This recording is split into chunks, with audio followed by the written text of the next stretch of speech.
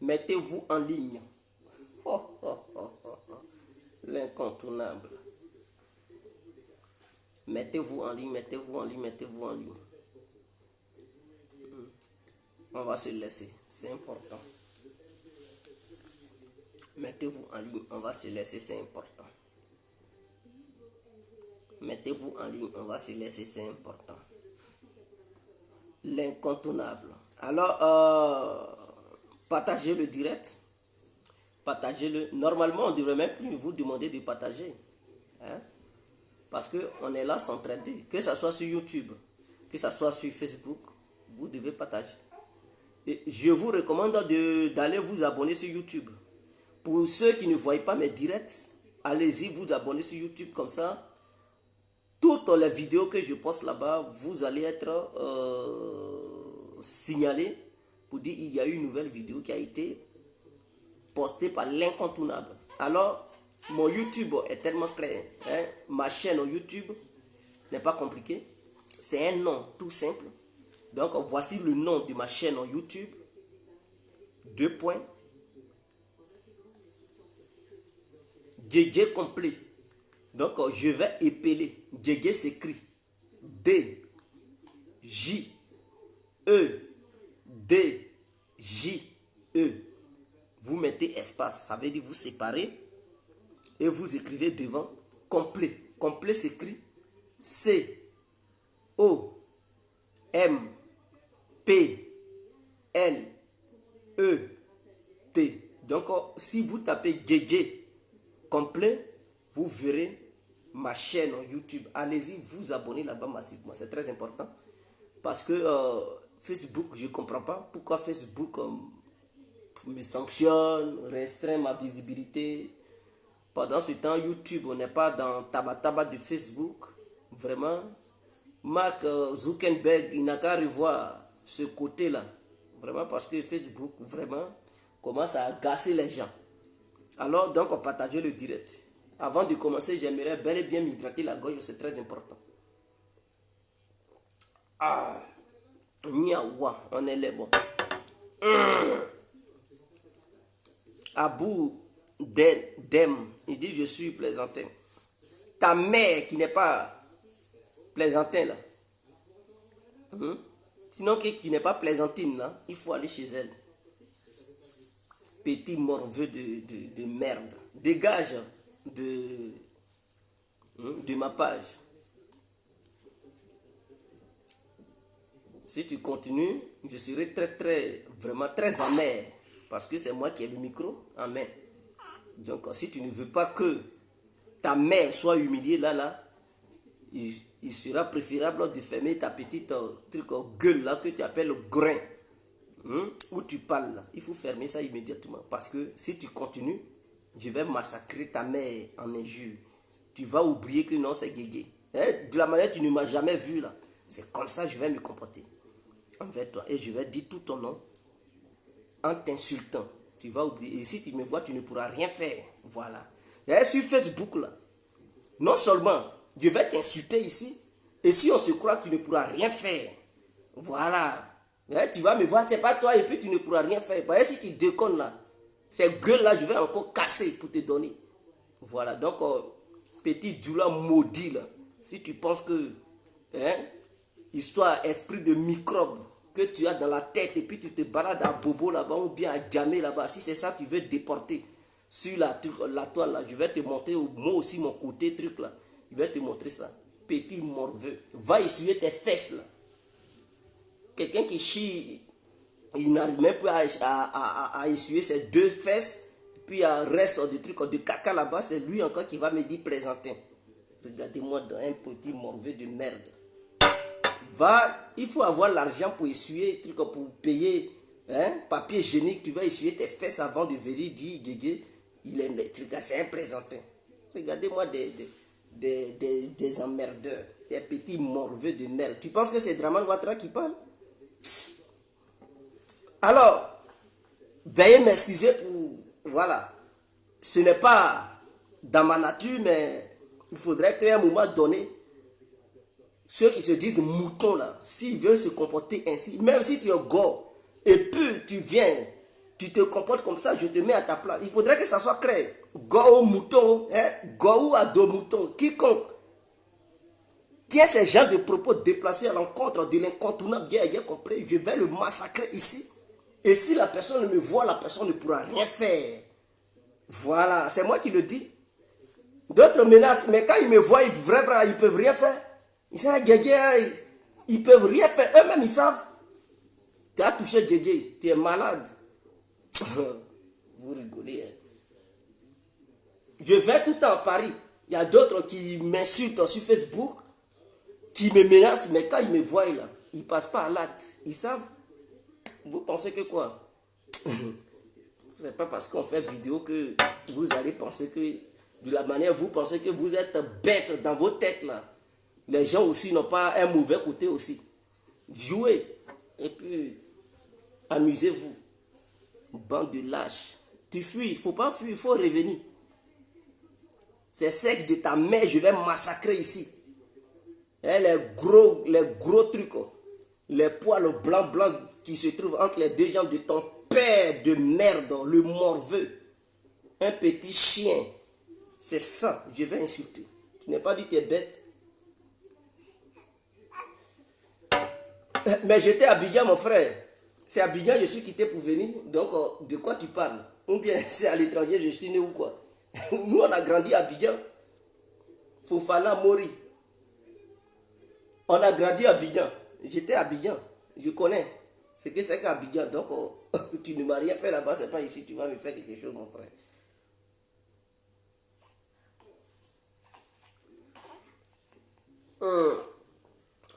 Alors, bonjour à tous et à toutes. Pour tous ceux qui ne me connaissent pas, je suis l'incontournable bien complet tout terrain. L'homme dont on parle, l'homme qui n'a pas fourreau aux yeux, l'homme qui ne mâche pas ses mots. Vous pouvez aussi m'appeler devant la vie, l'homme n'est rien, gouverneur italien, docteur Modern, appelez-moi Bombou, laisse-moi mourir 5 plein de droits, El Padrino, Camari, 2 ou la Moudia. Alors nous voilà à nouveau devant cette caméra pour parler encore de la fuite de Dramane Ouattara. Voilà. Donc son nouveau nom, désormais, appelez-le Kaboré Dramane Ouattara. Voilà, il faudrait que ça soit Kaboré Dramane Ouattara. C'est ça son nouveau nom. Donc ce Kaboré Dramane Ouattara que Guillaume Soro nous a imposé. Soro, s'il te plaît, viens chercher ton Kaboré Dramane Ouattara. Tu vas l'amener loin. Dans son Saint-Dou lointain, là où tu l'as pris là. Tu vas aller le déporter là-bas. Tu vas aller le déposer là-bas parce qu'on en a marre. Hein?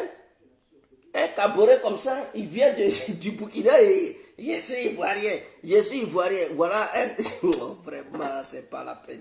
Et il y a d'autres qui disent non, il faut respecter l'autorité. Hein? Dieu a dit de respecter les autorités. Mais si les autorités se comportent mal envers le peuple, mais qui a fait de ceux-là autorité? N'est-ce pas le peuple? Qui a permis à ce que ceux-là soient les autorités du pays? N'est-ce pas le peuple? Mais si ceux-là même ils se retournent contre le peuple, en ce moment-là, on peut plus respecter ça. On ne peut plus respecter ce que Dieu dit, on n'a qu'à respecter. Là. On ne peut pas les respecter. Ce n'est pas une histoire de désobéir à Dieu. Puisque dans la même Bible, Dieu a dit, si tu penses que ton œil gauche représente un danger, mon frère, il faut l'arracher. Dieu dit, il respecte les autorités.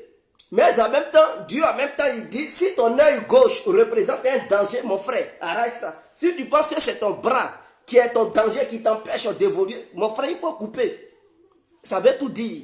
Donc, si les autorités ivoiriennes empêchent le peuple ivoirien d'avancer, mais c'est que les autorités ivoiriennes sont un danger pour le peuple, donc le peuple a le plein droit de mettre hors d'état de nuit ses autorités pour avancer. C'est ce que Dieu nous demande. Donc, on est dans ça. Dieu là, c'est-à-dire, il parle, mais en même temps, dans ses propres... Il y a article d'article de Dieu. Il faudrait que ça soit clair. Vous qui ne comprenez pas, et puis vous avalez. Dieu a dit, respectons. Dieu aussi dit, si les autorités représentent un danger pour le peuple a le droit de mettre hors d'état de nuit ses autorités pour avancer. C'est comme ton œil. Ton œil t'empêche d'atteindre ton objectif, mon frère. Il faut arracher. Ton bras t'empêche, coupe ton bras. Ton pied t'empêche, coupe ton pied. C'est clair. Donc, si ce sont les autorités qui sont des montagnes, qui sont dressées sur ton chemin du bonheur, et que il t'empêche de passer calmement sur ton chemin plutôt de bonheur, ou de prospérité, mon frère. Si tu peux démonter ces montagnes, ou bien tu peux mettre hors d'état de nuit ces montagnes, mon frère, il faut le faire. Donc, Dramane Ouattara empêche le peuple ivoirien d'avancer. Alors, le peuple ivoirien se réserve le droit, le plein droit de nettoyer Dramane Ouattara et sa bande. Où est Dramane Ouattara? Claire. Dramane Ouattara est parti où? Dès cet instant que Dramane Ouattara a fui le pays, et qu'il a des difficultés pour pouvoir retourner en Côte d'Ivoire, et depuis là où il est, il se cache là-bas pour tweeter. Il n'est pas président de Twitter. Ouattara doit savoir qu'il n'est pas le président de Twitter. On ne gouverne pas les Ivoiriens sur Twitter. On ne gouverne pas les Ivoiriens sur Facebook. On ne gouverne pas les Ivoiriens sur YouTube. On gouverne les Ivoiriens en Côte d'Ivoire. Donc, il a décidé d'être le président du peuple ivoirien. Alors, ce n'est pas sur Twitter, il va rester pour poster des gens pour dire non, on va prendre des décisions, on va prendre des... Non, qu'il se rende en Côte d'Ivoire. Il est caché où? Il cherche terre d'asile. Il est devenu maintenant Soro Diom. Ouattara, Gbagbo t'attend en Côte d'Ivoire. Gbagbo n'a même pas encore parlé. On dit Gbagbo arrive, tu fuis. Gbagbo ne t'a pas dit qu'il va te mettre en prison. C'est toi qui as condamné Gbagbo avant même son arrivée. Et tu lui as fait comprendre qu'il allait payer au moins 5 milliards d'amende. 5 milliards de francs, c'est pas, il devait payer ça. Tu dis il avait 20 ans de prison ferme. Le monsieur dit ok, tout ça là, tu as pris des décisions contre moi. À tout cas, moi, Gbagbo, j'arrive en Côte d'Ivoire. Quand tu as pris ça, tu dis Dominique Ouattara, prends tes bagages, on va partir. Vous partez où? Revenez en Côte d'Ivoire, le peuple ivoirien vous attend. Dès lors que le peuple ivoirien constate que le pouvoir est vacant et qu'il n'y a plus de président et de vice-président en Côte d'Ivoire, alors le peuple ivoirien a le plein droit de demander aux militaires de Côte d'Ivoire de prendre le pouvoir pour faire une transition. C'est de ça qu'il s'agit. Donc, militaires de Côte d'Ivoire, gendarmes de Côte d'Ivoire, policiers de Côte d'Ivoire, armée de Côte d'Ivoire, le pouvoir est vacant. Ouattara n'est plus au pouvoir. Ouattara, ça fait un moment qu'il a fui le pays, ça fait un moment que sa femme a fui le pays. Ils ne sont plus au pays. Alors ne vous laissez pas manipuler. C'est Patrick Achi qui gouverne la Côte d'Ivoire, c'est-à-dire le premier ministre ivoirien qui est aujourd'hui au pouvoir. C'est lui qui pilote autour. Alors, les Ivoiriens, au sein de notre constitution, il n'est pas écrit nulle part qu'au cas où le pouvoir est vacant, le premier ministre doit gouverner le pays. Non, quand le pouvoir est vacant, c'est normalement le vice-président. Mais comme il n'y a pas de vice-président, c'est le président de l'Assemblée nationale. Sachant bel et bien que celui de l'Assemblée nationale, ils sont tous des caborets. C'est des gens qui viennent du Burkina lointain. Ah, vous comprenez? À Batou Cimetière, il se peut qu'ils soient étrangers. À Damabi Togo, ce sont des caborets. C'est la famille caboret qui est là-bas. On ne peut pas encore nommer un caboret en tant que président de la République de Côte d'Ivoire.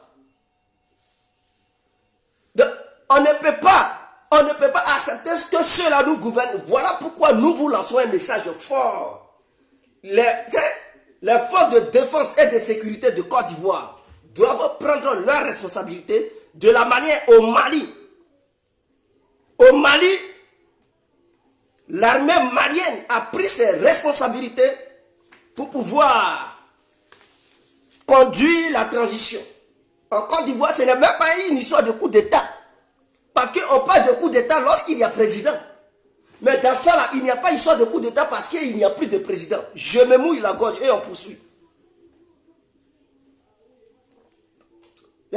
L'armée ivoirienne doit conduire la transition.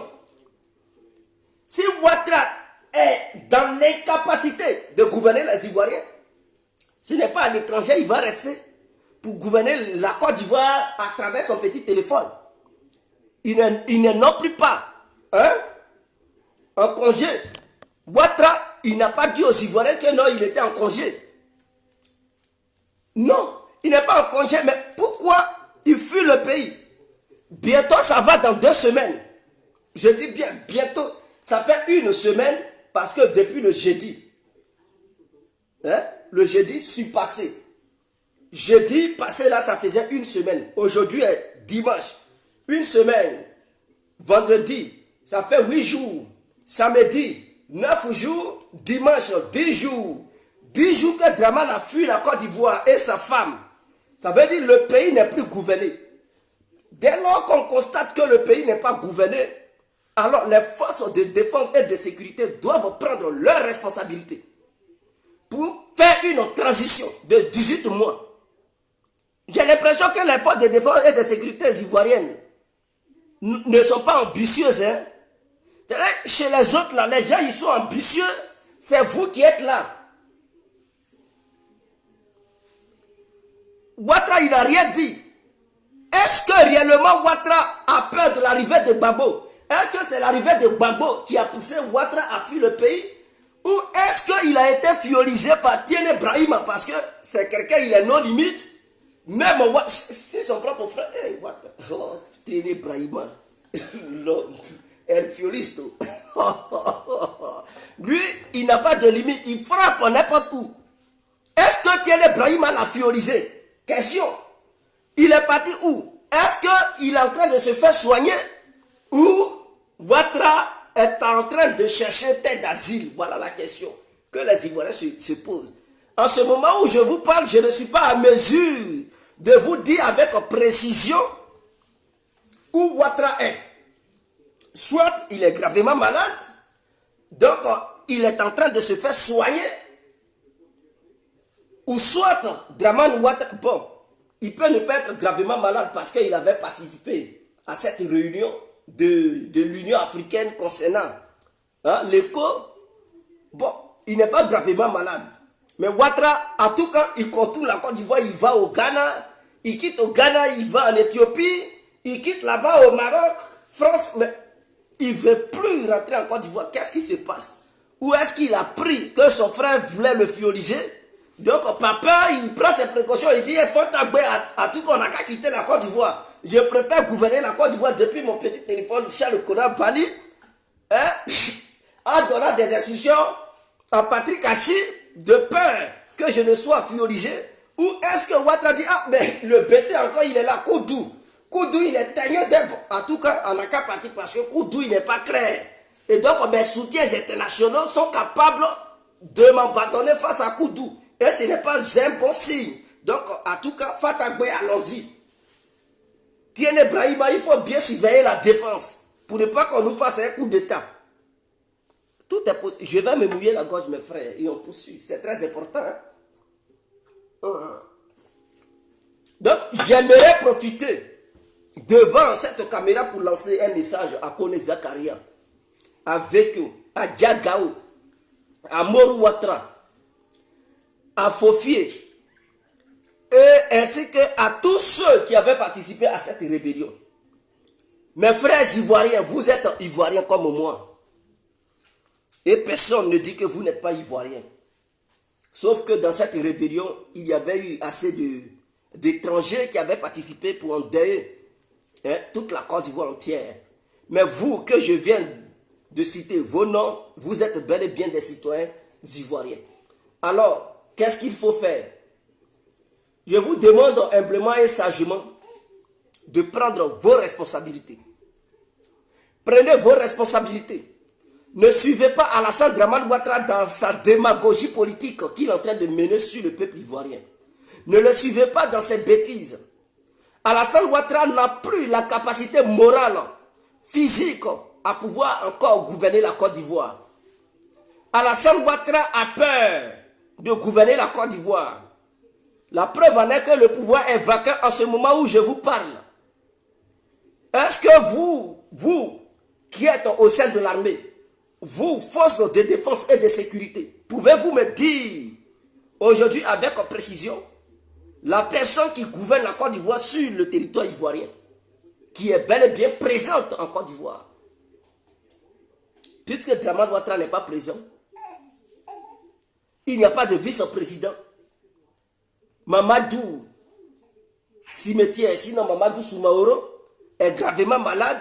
La Turquie est son deuxième pays. Il dort en Côte d'Ivoire une fois, il dort en Turquie 2 fois. Donc voilà, des gens qui gouvernent le pays. Et quand c'est comme ça, le pays ne peut pas avancer parce qu'il n'y a que des malades qui gouvernent le pays. Ce n'est pas une injure. Mais quand je dis ce sont des malades, mais ils sont malades. Quand vous les voyez physiquement, ils ne tiennent pas la route. Mamadou Soumaoro, là, tout le temps il défile en Turquie. Et quand vous le voyez, il est amaigri. C'est quelqu'un, il n'y a que la peau qui couvre un peu ses os. Sinon que si on déchire un peu la peau, vous allez voir ses os. Donc c'est quelqu'un qui est malade. Donc s'il est malade physiquement, c'est qu'il doit être malade mentalement.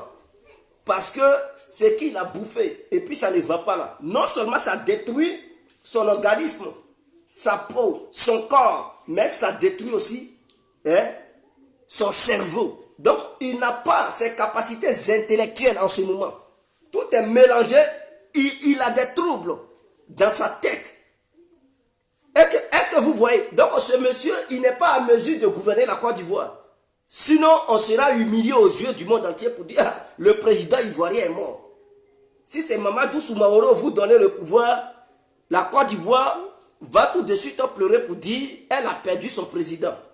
Donc pour éviter ce genre de choses, nous ne voulons pas voir un Mamadou Soumaoro qui défile chez Erdogan dans le but de se faire soigner, prendre la Côte d'Ivoire et être le président légitime de la Côte d'Ivoire. Nous ne voulons pas cela. Alassane Ouattara, qui a peur de voir un vice-président prendre la relève, parce que lui-même il sait qu'à tout moment, Dieu peut le chercher. À tout moment, il peut mourir. Donc on n'a pas peur que le vice-président prenne la relève, alors il a préféré ne pas nommer un vice-président. Et il est là. Il dit, tenez, sois à la défense. Alassane Ouattara, voyant l'arrivée de Laurent Gbagbo, il a demandé à sa femme de prendre leur valise pour sortir du pays. Ils sont sortis du pays aujourd'hui, ça fait 10 jours. Alassane Ouattara a peur de rentrer en Côte d'Ivoire. De quoi a-t-il peur? A-t-il peur de l'armée ivoirienne? On n'en sait rien. Mais à ce que je sais, c'est qu'au sein de l'armée, il y a des purges en ce moment. Ils sont là arrêtés certaines ethnies de la Côte d'Ivoire qui se trouvent au sein de l'armée. Parce que Ouattara soupçonne l'armée de préparer un coup d'État.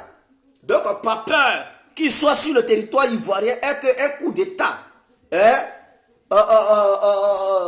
ne le mette hors d'état de nuit ou bien ne le chasse du pouvoir. Ouattara a décidé de partir. Donc, il a peur d'être au pays et qu'un coup d'État voie le jour. Donc, il préfère diriger la Côte d'Ivoire en dehors de la Côte d'Ivoire. C'est anormal. Pour un Ivoirien qui se prend au sérieux, pour un Ivoirien qui a de la dignité, ne peut pas accepter que son pays soit gouverné depuis l'étranger. Non. Ce n'est pas comme ça que ça fonctionne. Il n'avait pas promis aux Ivoiriens de gouverner la Côte d'Ivoire en dehors de la Côte d'Ivoire. Le fauteuil présidentiel à Abidjan, ce n'est pas à l'étranger là-bas que ça est. Donc, tous ceux qui doivent gouverner les Ivoiriens, ils doivent être en Côte d'Ivoire. Est-ce que vous comprenez? Tous ceux qui veulent gouverner la Côte d'Ivoire doivent être à Abidjan, ou bien dans une ville ivoirienne, ou dans un village, ou dans un campement ivoirien. Ce n'est pas depuis l'étranger qui doit être. Qu'est-ce qui se passe? Que disent les ardomoutons? Question. Alors, Soro Diom, je profite pour vous lancer un message. C'est vous qui nous avez imposé Kaboré Dramane Ouattara, dont son village est Sendou. Et Sendou, vous savez, quand vous quittez au Mali, je vais vous préciser, quand vous quittez au Mali, vous dépassez un village qui s'appelle Sabou. Quand vous dépassez Sabou, vous êtes sur la route, vous partez toujours à Ouaga. Je suis là vous montrer où Sendou est. Donc, vous allez dépasser Sabou. Après Sabou, vous allez dépasser un autre village qui s'appelle Gondiago. Après là-bas, vous allez trouver Sendou. Après Sendou, vous verrez Bobo Dioulasso qui est un peu loin. Vous allez dépasser Bobo Dioulasso. Après Bobo Dioulasso, vous allez arriver à Ouaga. Donc, c'est dans ce village-là que Dramane Ouattara est né. C'est là-bas qu'il est quitté. Et d'ailleurs, sa première femme, il a eu sa première femme pour la première fois au Burkina. Ce n'est pas en Côte d'Ivoire qui s'était marié pour la première fois. Qui est ivoirien, qui connaît Ouattara, qui a vu pour la première fois sa femme. Lorsqu'il faisait ses premiers enfants, il les a eu où? Et où est-ce qu'il avait eu sa première femme? Dites-moi. Il a eu sa première femme au Burkina. Il a eu ses premiers enfants au Burkina. Avant de connaître la route des États-Unis. C'est de ça qu'il s'agit. Donc Ouattara n'a jamais fait des enfants en Côte d'Ivoire. Il n'a jamais eu sa première femme en Côte d'Ivoire. Il n'a jamais été accouché par sa mère en Côte d'Ivoire. Puisque sa mère elle-même, elle est burkinabé. Et Nabitou Cissé là. Nabitou Cissé là, je vais vous expliquer. Qui est Nabitou Cissé? C'est-à-dire cet Ivoirien que Ouattara s'est approprié pour dire non, c'est sa maman là. Je vais vous expliquer. En réalité, le père de Dramane Ouattara là, est-ce que vous comprenez? Le père de Dramane Ouattara, il n'est pas burkinabé. C'est sa mère qui est burkinabé. Donc, en un mot, lui aussi, il est burkinabé. Mais son père n'est pas burkinabé. Je répète. Le père de Dramane Ouattara n'est pas un burkinabé. C'est la mère de Dramane Alassane Ouattara dit Kaboré qui est burkinabé. Alors, s'il n'est pas burkinabé, il est d'où? Question.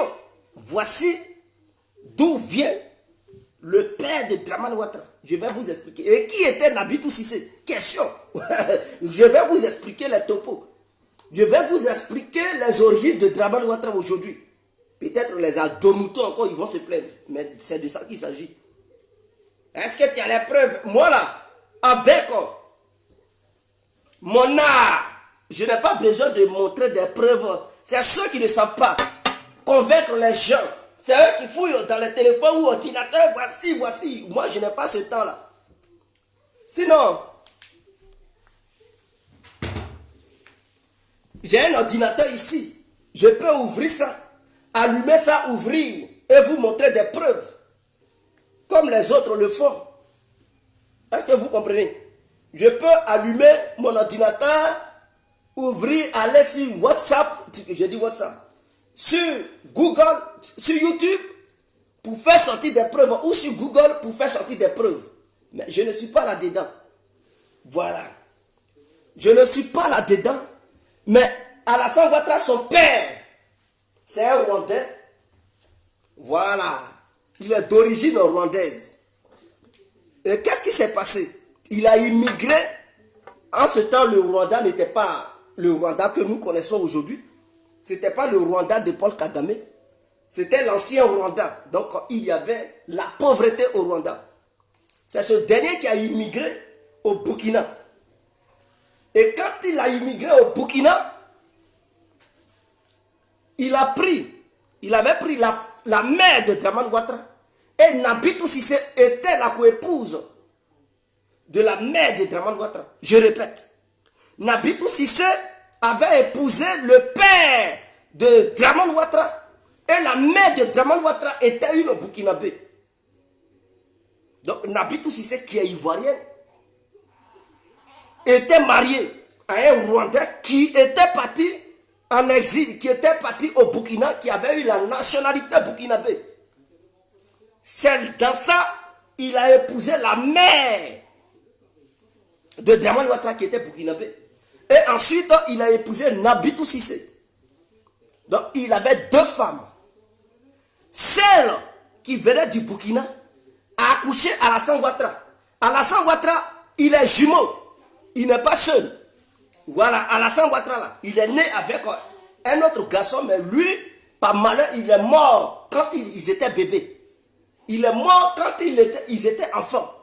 Donc Alassane Ouattara que vous voyez, c'est un jumeau. Il n'est pas né enfant seul. Ils sont nés deux.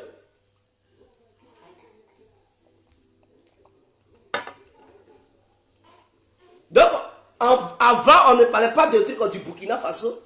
On parlait de la Haute Volta. Donc, voilà. C'est maintenant, on dit Burkina.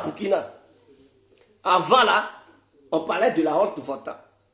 Et la Côte d'Ivoire était la base en truc Volta. Donc, avant, la Côte d'Ivoire et le Burkina, ils avaient un seul passeport.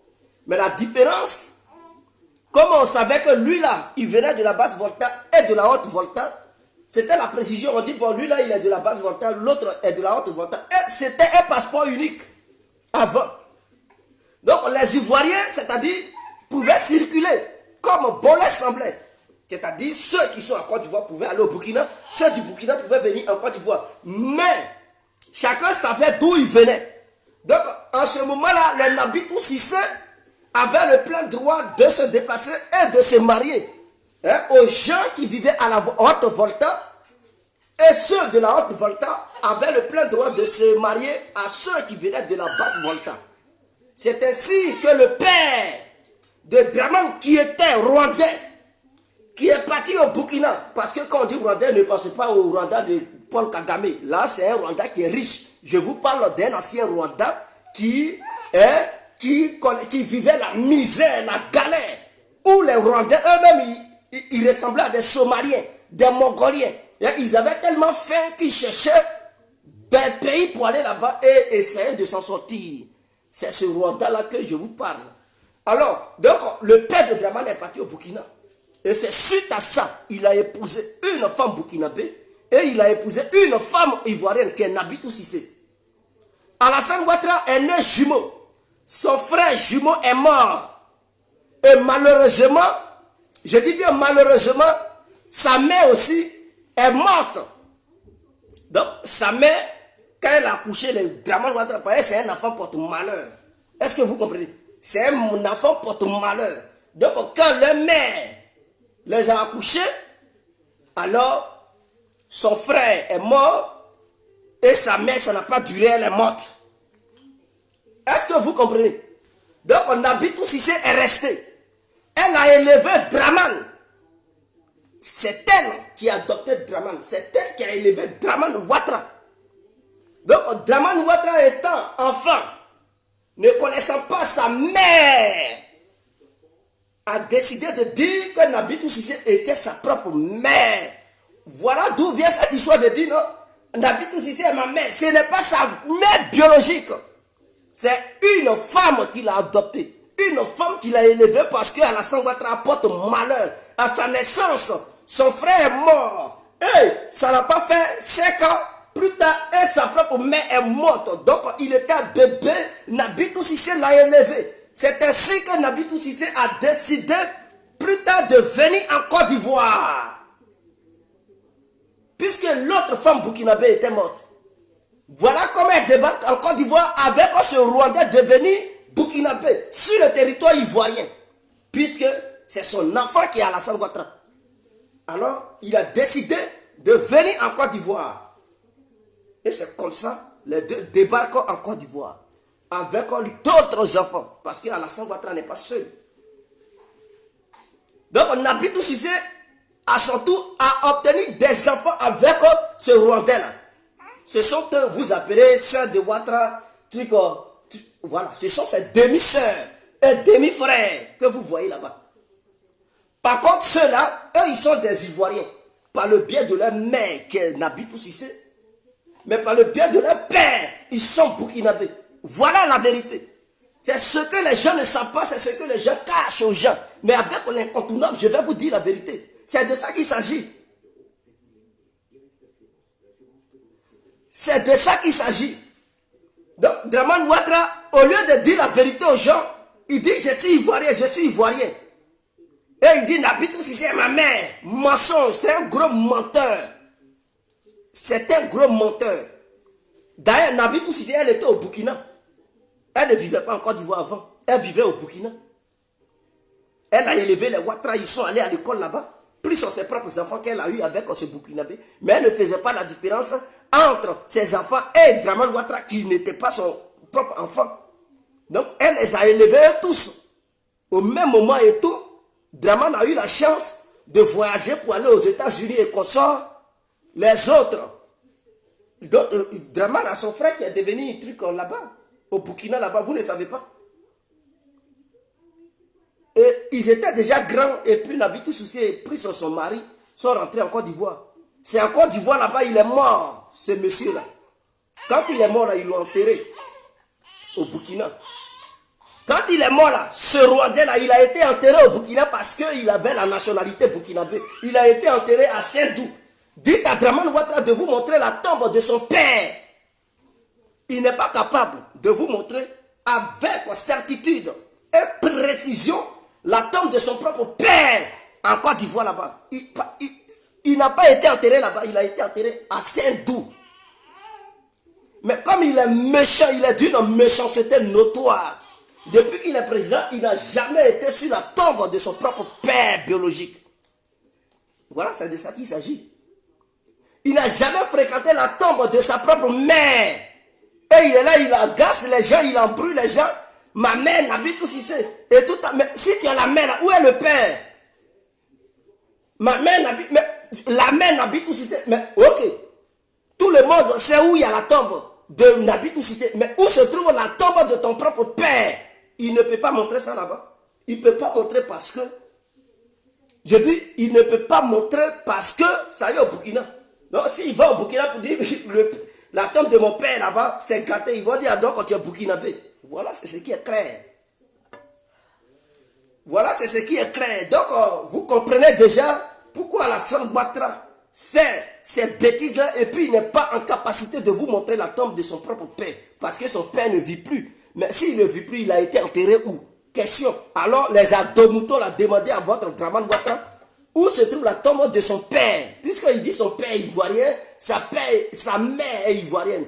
Et puis, ils agacent sur le peuple ivoirien à travers la tombe de Nabitou Cissé. Nabitou Cissé n'a pas la mère biologique de Dramane Ouattara. Sa mère biologique a été enterrée au Burkina. Son père a été enterré au Burkina. C'est de ça qu'il s'agit. Est-ce que vous comprenez? On est les bons. Donc ce monsieur n'a pas pu résister jusqu'à la fin. Son troisième mandat, c'est devenu un fait chaud dans sa paume. Donc ça brûle dans sa paume, il ne sait pas quoi faire. Il allait chercher thèse d'asile. Soro Diom fuit, toi aussi tu fuis. Alassane Ouattara a peur de Guillaume Soro, il a peur de Blé Goudé. C'est de ça qu'il s'agit. Parce que quand vous regardez au sein du RADP, là, qui peut se comparer à Soro? Qui peut se comparer à Blé Goudé?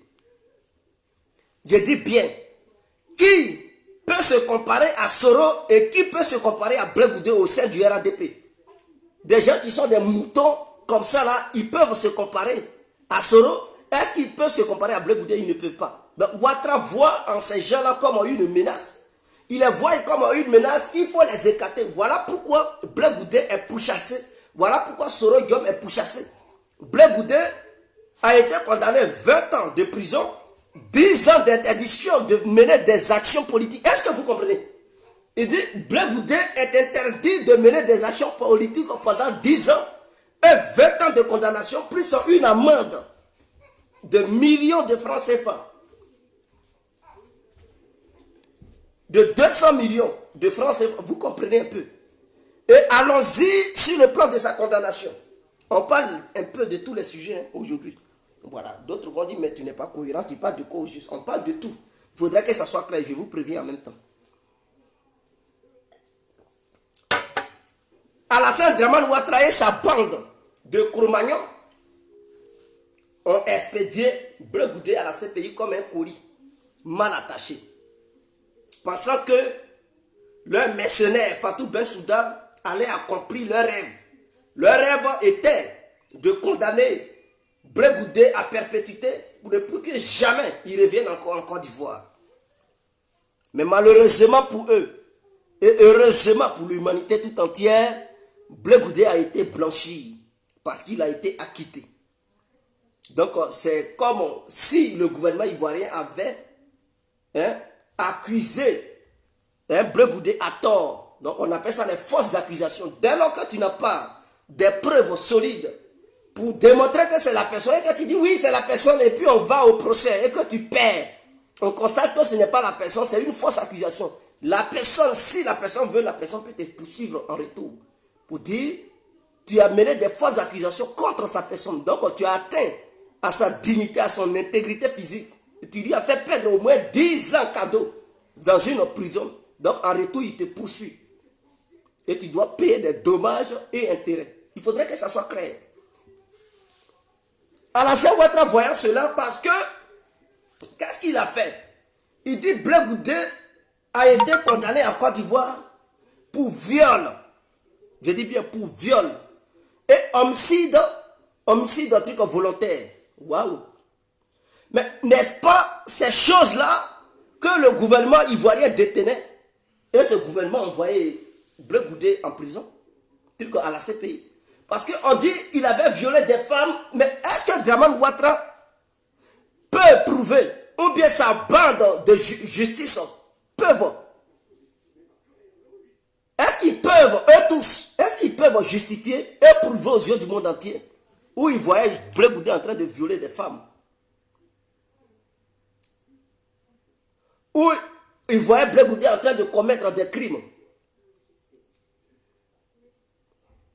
Parce que homicide volontaire, là, ce sont des crimes. Mais est-ce qu'ils peuvent prouver? C'est ça, ce sont ces mêmes faits-là. C'est pour ça qu'ils ont envoyé Blé Goudé à la CPI. Ce n'était pas histoire de BCAO. Parce que eux là, ils se sont attardés sur cette histoire de BCAO pour dire non, comme Gbagbo a cassé la BCAO, on le met en prison en Côte d'Ivoire. Mais Blé Goudé là, ce n'est pas une question de BCAO. Blé Goudé n'a jamais braqué BCAO, n'est-ce pas? Il n'a jamais pris l'argent dans la BCAO pour payer fonctionnaires de la Côte d'Ivoire, pour payer salaire des gens. Donc, eux là, Dramane Ouattara et sa bande là, ils avaient envoyé Blé Goudé à la CPI, c'était pour quelle cause? C'était pourquoi? Mais les mêmes faits pour lesquels ils l'ont condamné en Côte d'Ivoire. Or pourtant, Blé Goudé a été arrêté 2 ans plus tard, après l'arrestation de Laurent Gbagbo. Je pense que c'était en 2013 ou 12. C'est là qu'ils ont arrêté Blé Goudé. Depuis le Ghana, ils l'ont envoyé en Côte d'Ivoire. Ils l'ont gardé là-bas, même à la DST pendant longtemps. La justice ivoirienne était déjà à sur pied.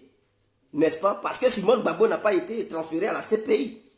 Donc, je pense que la justice ivoirienne avait les moyens et la capacité de juger Blé Goudé pendant qu'il était présent.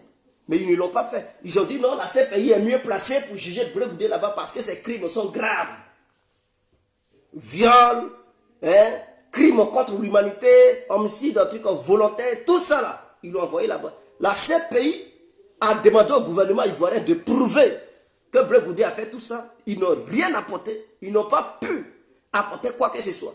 Et étant à la CPI, on le juge par coutumance, on dit non, il est coupable, donc 20 ans. Vous voyez les magouilles.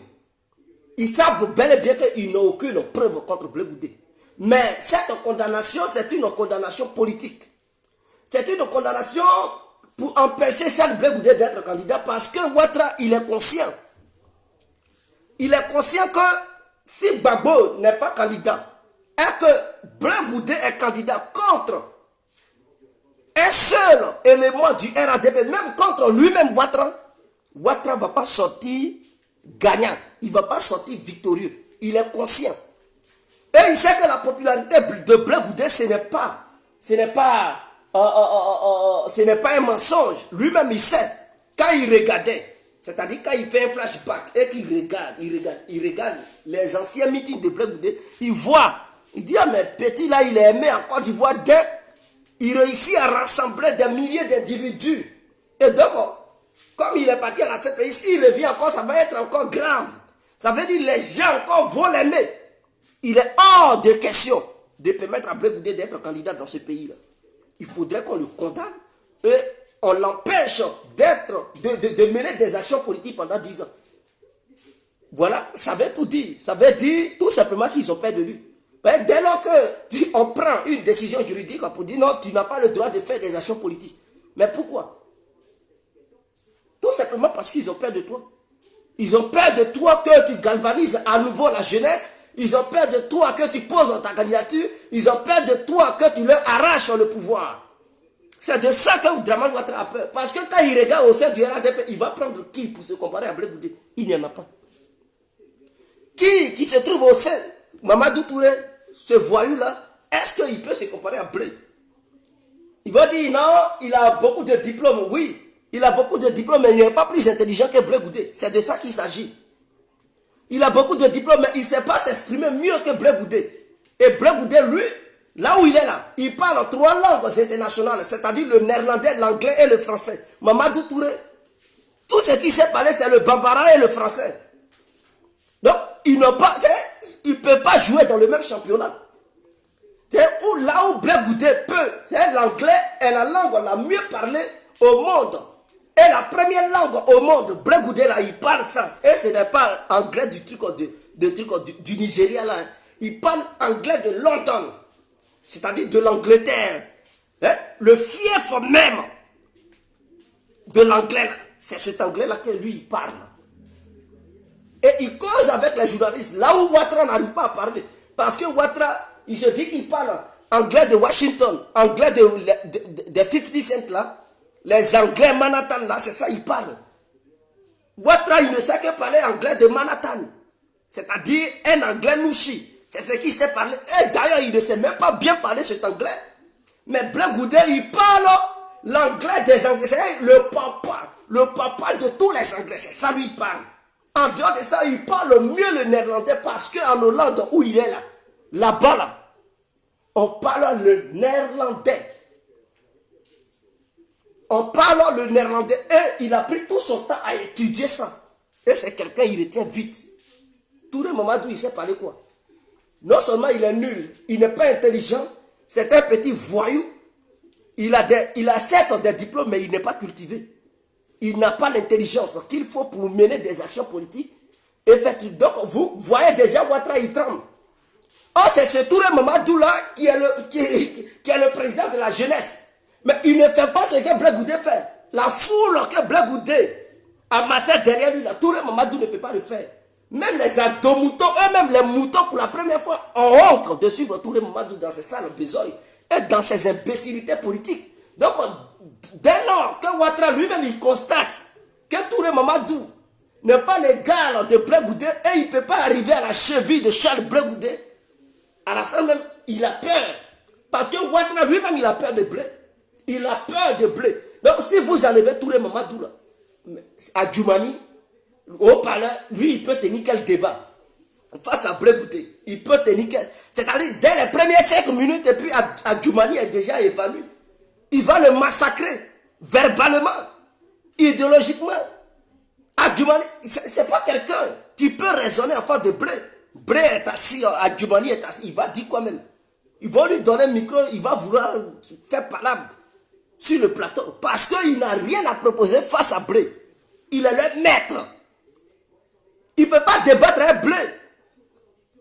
Donc, eux-mêmes, ils sont conscients. Donc, quand vous enlevez Touré Mamadou, vous enlevez à Djoumani, le haut-parleur, qui reste? Qui? Au sein du RADP. Eux tous, c'est nul. Bon, Patrick Hachi, il est le plus cultivé au sein du RADP. En dehors de lui, je ne parle pas de trucs de Bitogo, putain, lui là. Il parle que le français, mais il ne sait même pas parler l'anglais. Blé Goudé, il n'est pas leur ami.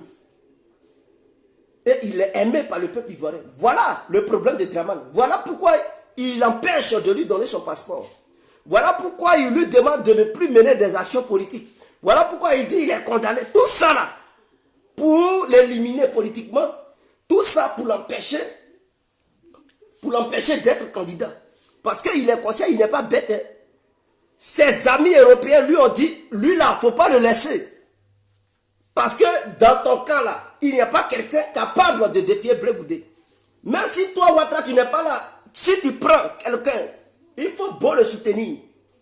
Et puis, ce dernier va aux élections et Blé Goudé le massacre dès le premier tour.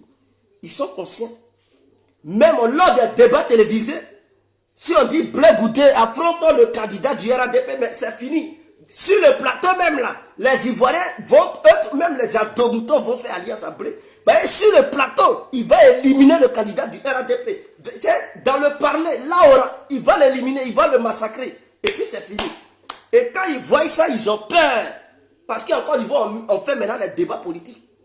Et qui peut faire un débat politique avec Blé Goudé au sein du... Même en 2010. En 2010, tous ceux que le RADP avait envoyé pour mener des débats contre Blé Goudé, ils ont fini par se rallier à Blé. Blé même ça.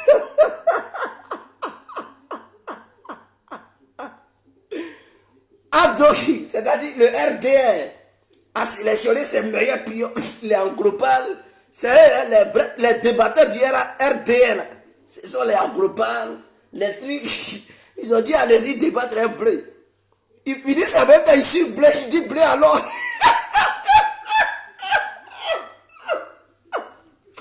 Vraiment, c'est pas la peine, ça fait pitié quand même, parce qu'ils n'ont pas un vrai débatteur au sein de leur truc, de leur parti. Blé, il leur fait peur. Même Soro Guillaume lui-même là, personne ne peut débattre avec lui au sein du RADP qui est là. Ouattara, il voit le danger. Il sait que Blé, Soro, c'est des gens qui sont très forts en matière de débat. Les débats là, Soro Guillaume et Blé Goudé, ils sont très forts. Ce sont des vrais pions. Donc si on dit, Ouattara lui-même il sait, si on dit Soro est candidat, Ouattara est candidat. Sur un plateau de télé, il n'a qu'à débattre, Ouattara va dire quoi là? Il va dire Soro tu es rebelle, mais Soro va casser tous les papas. Ouattara, quand il voit ça, il voit un danger. Il dit mais non, Soro doit être condamné à perpétuité. Il n'a pas le droit de faire la politique. Il est conscient. C'est vous qui ne savez pas, moi je vois. Parce que si un Soro Dion va aux élections et que sa candidature est validée, lors du débat télévisé, tous les candidats seront là, des questions seront posées. C'est là, Ouattara il va dire quoi à Soro? Qu'est-ce qu'il va dire à Soro pour ternir son image? Il voit un danger là. Il va dire, toi tu es un rebelle, mais tous les papas vont être cassés parce que là, Soro est en face du monde entier et en face des Ivoiriens. Il ne peut plus dire, là, je vais protéger le secret de Ouattara. Non, il sait que s'il protège ça, lui, il sera éliminé lors des élections. Alors, il va faire quoi? Il va casser tous les papos. On est mort. Je casse tout, je vais éclairer le peuple ivoirien, afin que le peuple ivoirien fasse un bon choix. Quand Ouattara, il voit ça, il dit, c'est un petit qui est dangereux. Je ne veux pas qu'il m'expose devant le monde entier. En ce moment-là, écoutez, Abdou Richard, fais ton travail. Il faut pousser la justice à le condamner à perpétuité pour ne même pas que Soro Guillaume vienne m'embrouiller ici en Côte d'Ivoire.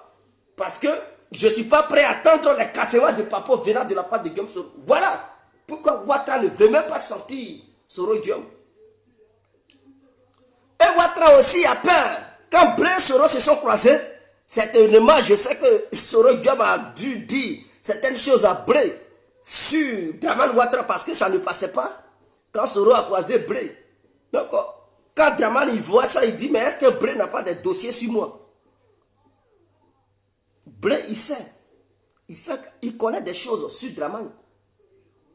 Mais c'est parce qu'il ne veut pas parler en ce moment, puisqu'il doit rentrer en Côte d'Ivoire.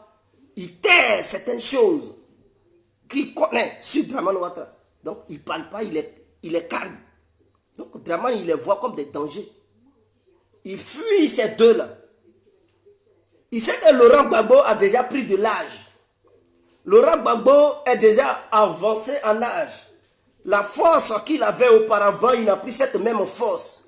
Donc, ses copains internationaux lui ont fait comprendre que oui, Gbagbo peut rentrer. Certes, il est 3 fois populaire que toi, mais il n'a plus cette capacité qu'il avait auparavant. Donc, lui, peut-être dans peu d'années, bon, on ne va plus parler de lui. Mais Soro Guillaume et Blé Goudé, vraiment, il faut les empêcher. Parce qu'ils sont un danger. Non seulement ils sont jeunes, ils sont frais, ils sont dynamiques, ils sont motivés. Et au sein de ton parti, il n'y a personne. Et toi-même, Ouattara, ça va être difficile de les battre à une élection. Parce que ceux-là, ils sont capables de te gagner à une élection. Donc, si toi, Ouattara, ils vont te défier pour te battre, ce n'est pas tes amis là qui ne vont pas battre. Quand Ouattara, il voit ça, il dit non, il y a un danger. Il y a un danger. Si Ahmed Bakayoko qui pouvait se comparer au Guillaume Soro, même au jeu d'Ahmed Bakayoko, Soro Guillaume va massacrer Ahmed Bakayoko à une élection présidentielle. Donc, puisqu'Ahmed Bakayoko n'est plus là, Gon Coulibaly n'est pas là, qui au sein du RADP, ils vont choisir qui? Et les adomoutons qui sont xénophobes, qui sont ethnocrates, qui sont des éléments religieux, qui suivent leur idéologie religieuse, Mais si Ouattara présente Patrick Achi, ils vont dire, oh, Ate Djoulaka,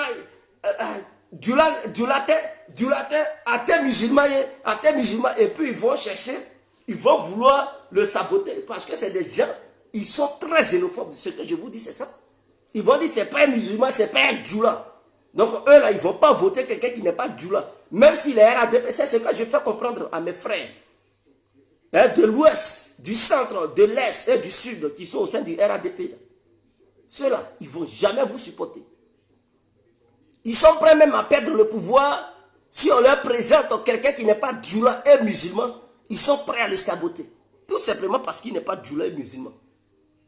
Même si Ouattara dit voter à Patrick Achi, ils vont saboter Patrick Achi. Parce qu'il n'est pas djoula, il n'est pas musulman et il ne vient pas du nord. C'est de ça qu'il s'agit. C'est de ça qu'il s'agit. Donc Ouattara, il tremble. Quand il regarde autour de lui, il va présenter qui? Qui va défier Soro? Qui va défier Charles Blé Goudé? Il n'y a personne. Donc il faut les écarter. Voilà pourquoi le gouvernement ivoirien refuse de donner le passeport de Charles Blé Goudé pour qu'il rentre. Le gouvernement ivoirien ne veut pas attendre ça de cette oreille. Parce qu'il sait que the game is over. Le jeu est terminé.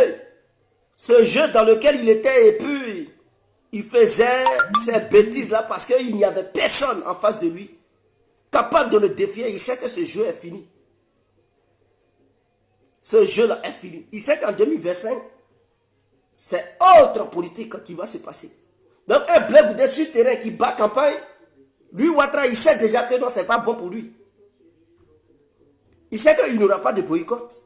Et les Bleus vont demander aux vrais Ivoiriens d'aller se faire enrôler pour avoir leur carte électorale afin de chasser Dramane Ouattara ou bien celui que Dramane Ouattara va présenter. Donc, quand Blé Goudé va donner mot d'ordre, Gbagbo va donner mot d'ordre, ils savent que non, c'est mou. Tous ceux qui n'étaient pas dynamiques, tous ceux qui avaient la paresse d'aller se faire enrôler, eux tous, même les vieux qui n'arrivent pas à marcher, qui sont dans leur fauteuil roulant, eux tous ils vont aller se faire enrôler. Dans le seul but de mettre Ouattara hors d'état de nuit.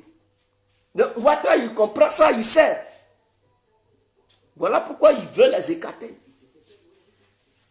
Il veut les éloigner de la Côte d'Ivoire. Et comme Gbagbo est fatigué, en ce moment-là, ils sont là chercher des prétextes pour accuser Laurent Gbagbo de tout nom et dire, bon, écoutez, comme il y avait une épée de Damoclès sur sa tête, c'est-à-dire cette condamnation, et qu'il vient d'enfreindre à la loi ivoirienne, alors on l'arrête. Mais dans ça encore, il y a problème, parce qu'il ne peut pas l'arrêter comme ça. S'il l'arrête, lui-même, il sait que son pouvoir là, c'est chaud. D'ailleurs, son entrée en Côte d'Ivoire a déjà envoyé Ouattara en exil. Donc, quand il voit ça, il ne sait pas comment faire.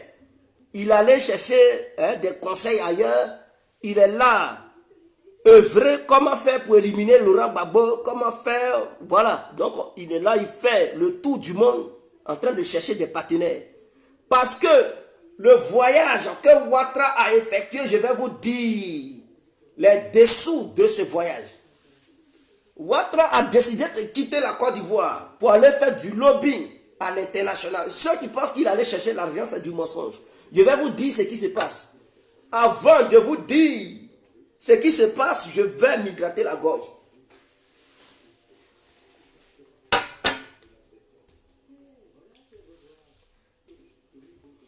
En fait, ce que Ouattara est allé chercher, c'est un soutien international. Ouattara a quitté la Côte d'Ivoire pour aller chercher le soutien international. Le soutien de ses amis d'hier qu'il avait soutenu. Plutôt. Il allait chercher leur soutien. Pourquoi? Parce qu'il a un projet. Ce projet, c'est de neutraliser Simone Gbagbo et Laurent Gbagbo. Mais, s'il passe à l'acte en ce moment, ce n'est pas bon. Parce qu'il y avait plusieurs pièges lors de l'arrivée de Laurent Gbagbo. Le premier piège, c'était d'arrêter Laurent Gbagbo, l'amener à la Maka. Mais eux-mêmes, ils ont compris la détermination du peuple ivoirien, ils ont constaté que cette option n'était pas possible. Deuxième option, c'était cette histoire de pavillon, l'empoisonner et mourir le plus tôt possible. Mais ils ont vu qu'au cas où Laurent Gbagbo ne tombait pas dans ce piège, il fallait chercher une troisième option. La troisième option, c'était de passer par Annie Kelly en lui donnant des milliards pour s'approcher de Laurent Gbagbo et de Simone Gbagbo pour les mettre hors d'état de nuit. Guégué ayant révélé ses plans lugubres qui étaient dans l'ombre, alors, parce que Ouattara, il savait qu'au sein de son gouvernement, il y a toujours des fuites. Il se disait qu'au cas où Chris Yapi passait à l'acte pour arrêter les gens, alors il fallait chercher une autre quatrième option. Cette quatrième option, c'était de quitter le pays avec sa femme pour aller faire du lobbying auprès de la communauté dite internationale, c'est-à-dire les gens qu'il avait soutenus hier, pour parler du danger que représente le pays à sa tête Laurent Gbagbo et Simone Gbagbo, ainsi que Soro Guillaume et Charles Blé Goudé. Qu'est-ce qu'ils représentent? Et si jamais ceux-là prenaient le pouvoir, qu'est-ce qui attendait la communauté internationale? Et comment on appelle ça? Leurs intérêts. Qu'est-ce que ces gens-là représentaient pour les intérêts de la communauté internationale? Donc, lorsqu'il est sorti avec sa femme, c'est d'aller faire du lobbying auprès des élites du monde, auprès des nations, pour les convaincre auprès même de l'Afrique, c'est-à-dire les différents États africains, pour les convaincre comme quoi il veut passer à l'acte. Mais au cas où il passe à l'acte, voici ce qui peut arriver. Si cela arrivait, il faudrait que la communauté internationale le soutienne, il faudrait que la communauté africaine le soutienne dans ça. Donc, s'il n'a pas encore obtenu leur soutien, leur aval, il ne peut pas passer à l'acte. Voilà pourquoi Ouattara est sorti du pays. Il est en train de faire du lobbying. Il est en train de frapper à toutes les portes. Une fois les garanties nécessaires obtenues auprès de ses amis et de ses connaissances, alors Ouattara va revenir en Côte d'Ivoire et exécuter l'ordre qu'ils vont lui donner. Le schéma qu'ils vont tracer, il va exécuter les ordres un à un. Voilà ce que Ouattara est allé chercher. Il n'est pas sorti en Côte d'Ivoire, de la Côte d'Ivoire pour aller faire l'amour à Dominique Ouattara à Paris. Non, ce n'est pas ça. Ce n'est pas une histoire de truc. C'est staples qui sont allés filmer à Paris. Non. C'est une question de lobbying. Une question d'aller frapper à toutes les portes. Parce que Ouattara, il est convaincu qu'aujourd'hui, si jamais il arrête Laurent Gbagbo, il aura des troubles. Et ces troubles, Ouattara est prêt à passer à l'offensive pour massacrer tous ceux qui vont sortir. Et cela risque de créer le désordre. Mais il ne va pas reculer. Il va vouloir mater tous ceux qui vont se révolter pour réclamer immédiatement la libération de Laurent Gbagbo et même profiter pour libérer les autres prisonniers. Donc Ouattara est prêt à massacrer les gens. Donc qu'est-ce qu'il faut faire? Il faut passer auprès de ses parents qu'il avait soutenus hier pour ne pas que la CPI s'immisce dans cette affaire. Pour ne pas que la CPI se retourne contre Ouattara, pour ne pas que la CPI l'accuse. Eux, à leur niveau, ils doivent tout faire pour étouffer cette affaire au sein de la CPI. Pour que la CPI se comporte à nouveau de la manière qu'elle s'était comportée en 2011. Alors, donc c'est ce que Ouattara il cherche. Quand il va obtenir ça, ils vont lui dire qu'est-ce qu'il doit faire, qu'est-ce qu'il doit faire, qu'est-ce qu'il doit faire, pour ne pas que ça crée encore un gros dégât. Donc, ils vont lui donner l'ordre à suivre.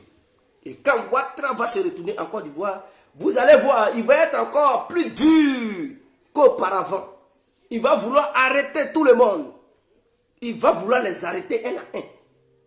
Et s'il y a des troubles, il va mater beaucoup de personnes. Voilà pourquoi il fait rentrer des mercenaires. Pour ceux qui ne savent pas, des gens quittent au Burkina pour rentrer. Par le biais de Blaise Compaoré qui l'aide à faire rentrer les anciens militaires qui étaient fidèles à Blaise Compaoré, qui aujourd'hui ne sont plus au sein de l'armée burkinabé. Et certains militants qui aimaient Blaise Compaoré se sont livrés volontairement à soutenir les actions de Draman Ouattara. Donc eux-mêmes, ils sont formés sur le territoire ivoirien afin d'intégrer l'armée ivoirienne. Mais ils auront leur agenda à part. Ils vont suivre leur propre agenda, ils ne vont pas suivre l'agenda de l'armée ivoirienne. Parce que tout ça, ça se prépare au cas où il y a une division au sein de l'armée ivoirienne. La partie qui va soutenir Ouattara puisse avoir le poids. Et ces gens-là, ces mercenaires, ils sont mieux équipés. Donc ces mercenaires ne vont pas se retourner contre Ouattara parce qu'ils sont venus et ils sont là uniquement pour la cause de Draman Ouattara. Pour la cause du RADP. Eux, leur vision là, n'ont rien à voir avec les différentes visions de l'armée ivoirienne. Donc eux, ils sont là au cas où Laurent Gbagbo et ses amis sont arrêtés. S'il y a toute sorte de révolution au sein de la nation, il faut penser à l'offensive pour les mater et les faire taire immédiatement. Voici ce que Ouattara est allé chercher. Et c'est ce soutien qu'il est allé chercher. Donc ceux qui pensent que non, c'était pour rigoler quand j'ai dit Ouattara est parti en exil.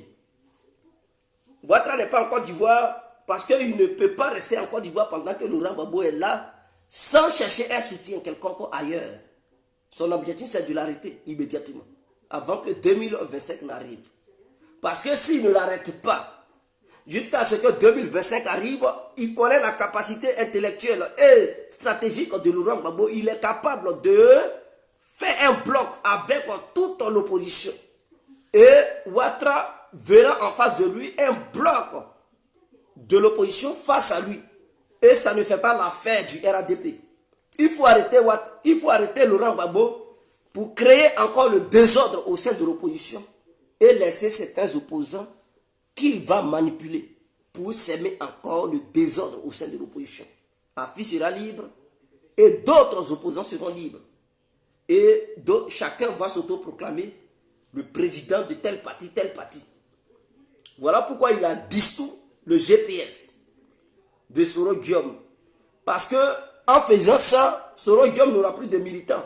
Ces gens-là n'auront plus de parti politique ou militer, ou bien un mouvement politique ou militer. Ils seront dans l'obligation de revenir au sein du RADP. Donc c'est d'empêcher les nordistes de se considérer comme membres militants de GPS, de peur que ces militants de GPS ne suivent point un autre parti politique. Parce que dès lors qu'il aura ce mouvement ou ce parti politique appelé GPS, certains nordistes de la Côte d'Ivoire, Dioula ou musulmans, se verront en tant que militants de GPS, du GPS. Et lorsque Soro Guillaume donnera un mot d'ordre, qu'il aimerait que ces militants suivent un tel parti politique ou un tel candidat, ils vont dire c'est Soro qui a donné l'ordre. Donc c'est le président de leur mouvement ou de leur parti politique qui vient de donner l'ordre. Donc eux tous, ils vont se voir derrière le candidat que Soro Guillaume va désigner, de leur demander de suivre. Donc Ouattara, pour ne pas que ces nordistes, ces gens du Nord, ces gens pratiquant la religion musulmane, ces gens parlant le bambara, ces gens venant du Nord, ces gens étant musulmans, pour ne pas que ces gens-là suivent le mouvement GPS, pour ne pas qu'ils voient Soro Guillaume comme leur leader, il a cassé le mouvement. Quand c'est comme ça, il n'y a plus de mouvement. Donc, dès lors qu'il n'y a plus de mouvement, mais tu ne vois plus l'autre comme ton leader. Parce que qu'est-ce qui te pousse à dire qu'il est ton leader? Tu milites au sein de quoi? Au sein de quel mouvement? Au sein de quel parti politique? Et sur quoi tu te bats pour dire qu'il est ton président? Dès lors qu'il n'y a plus de mouvement, il n'y a plus de parti politique, tu ne considères plus l'individu comme le président de quoi que ce soit. Tu le considères comme tout le monde. En ce moment-là, il ne peut plus avoir d'influence politique ou idéologique sur ta personne. Donc, tu es libre dès à présent de suivre n'importe qui. Donc, Ouattara, en brisant cela, alors, il remet les cartes sur table et pousse ces nordistes qui étaient derrière Soro Guillaume de se rallier toujours au RADP. Car il n'y a plus de mouvement GPS, il n'y a plus de mouvement pour Soro. Donc, ce n'est plus la peine de rêver à vouloir suivre Soro. Mais venez au sein du RADP parce que c'est le RADP qui a toujours un mouvement, un parti politique. Voilà d'où vient cette idée de casser le GPS. Voilà pourquoi ils ont cassé le GPS de Soro Guillaume.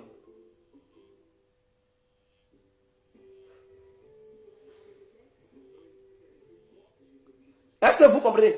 Voilà pourquoi ils ont cassé le GPS de Soro Guillaume. Mais je pense que ces gens-là ne vont pas se laisser manipuler. Ces gens-là ne vont pas se rallier à Draman Ouattara et sa bande du RADP. Et qu'ils seront, c'est-à-dire le parti n'existe plus physiquement, mais ça peut exister moralement.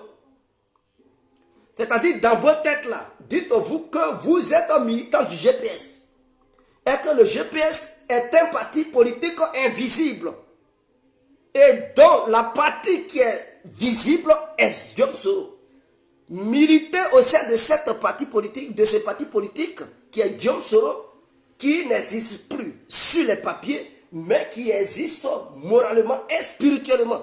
Suivez ça, suivez mon regard et vous allez voir, Ouattara, il sera découragé. Tôt ou tard, il sera obligé de comprendre les réalités du terrain. Parce qu'en faisant ça, si vous abandonnez Guillaume Soro, c'est que Ouattara aurait eu la raison sur vous. Ce n'est pas facile, c'est une lutte. Parce que si chacun de nos aïeux jetait l'éponge pour mettre fin à l'esclavage, ou bien pour mettre fin à la traite négrière, personne parmi nous n'allait être ce qu'il est aujourd'hui. Eux, ils avaient lutté, ce n'était pas facile. Souvent même, on les fusillait. Souvent même, on les jetait des trucs comme des lions vivants. Souvent même, c'était des trucs comme des requins qui les bouffaient. On jetait, ils étaient vivants, on les lançait dans la mer pour que les requins les dévorent.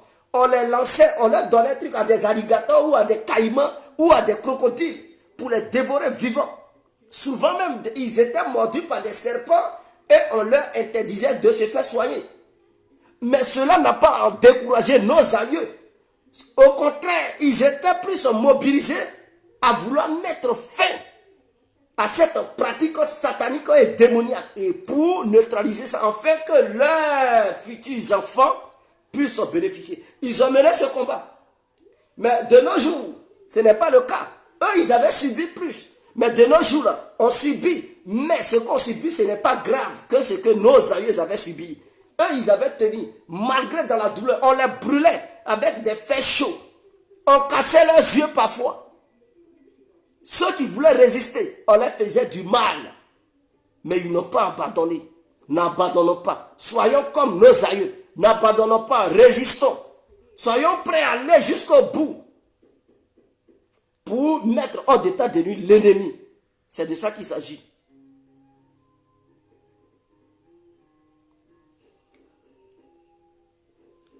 Alors, j'aimerais vous laisser.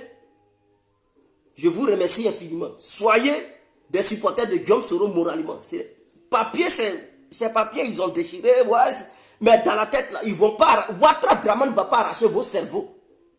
Tes pensées, là. Il ne peut pas arracher ça. Parce que c'est la seule chose dont tu es le maître. Ton cerveau, là, c'est pas lui qui va prendre. C'est pas lui qui va. Non, non, non. Seul Dieu a la capacité. Mais sur cette terre des hommes, là, tes pensées, là, tu es le maître de ça. Ouattara, s'il veut, il n'a qu'à déchirer les papiers, tout ça, là.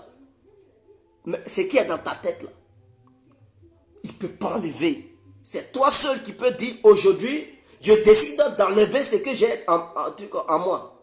Ou bien, je décide de suivre ce qui est dans ma tête.